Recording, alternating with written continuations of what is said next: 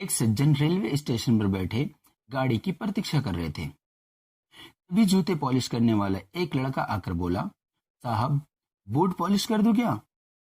उसकी दयनीय सूरत देखकर उन्होंने अपने जूते आगे बढ़ा दिए। बोले, लो, ठीक से चमकाना। लड़के ने काम तो शुरू किया, परंतु अन्य पॉलिश वालों की तरह उसमें सफुर्ती नहीं थी। वे बोले, ऐसे ढीले ढीले काम करते हो, जल्दी जल्दी हाथ चलाओ। वो लड़का मौन रहा। इतने में दूसरा लड़का आया। उसने इस लड़के को तुरंत अलग कर दिया और समय फटाफट काम में जुट गया। पहले वाला गूंगे की तरह एक और खड़ा रहा। दूसरे ने जूते चमका दिए।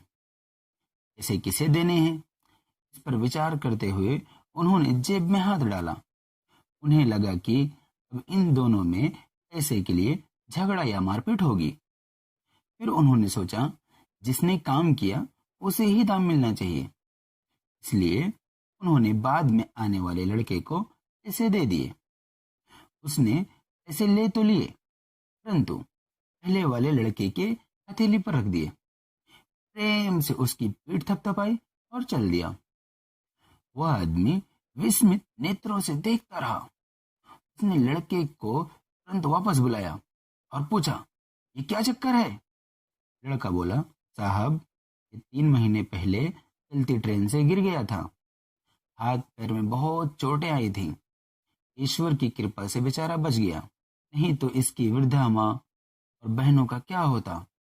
बहुत स्वाभिमानी है, भीख नहीं मांग सकता। फिर थोड़ा रुक कर वो बोला, साहब, यहाँ जूते पॉलिश करने वालों का हमारा समूह है और उसमें एक देवता जैसे हम सबके प्यारे चाचा जी हैं, जिन्हें सब सत्संगी चाचा जी कहकर पुकारते हैं। वे सत्संग में जाते हैं और हमें भी सत्संग की बातें बताते रहते हैं।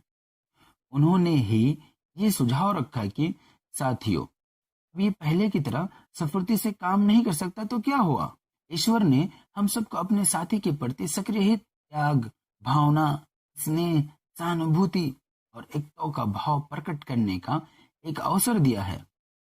जैसे पीठ, पेट, चेहरा, हाथ, पैर भिन्न भिन्न दिखते हुए भी हैं एक ही शरीर के अंग, ऐसे ही हम सभी शरीर से भिन्न भिन्न दिखाई देते हुए भी हैं एक ही आत्मा। हम सब एक हैं।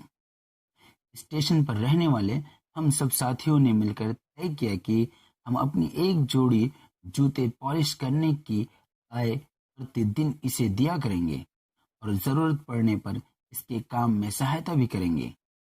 जूते पॉलिश करने वालों के दल में आपसी प्रेम, सहयोग, एकता तथा मानवता की ऐसी ऊंचाई देखकर वे सज्जन चकित रह गए और खुशी से उसकी पीठ थपथपाई और सोचने लगे, शायद इंसानियत अभी तक जिंदा है।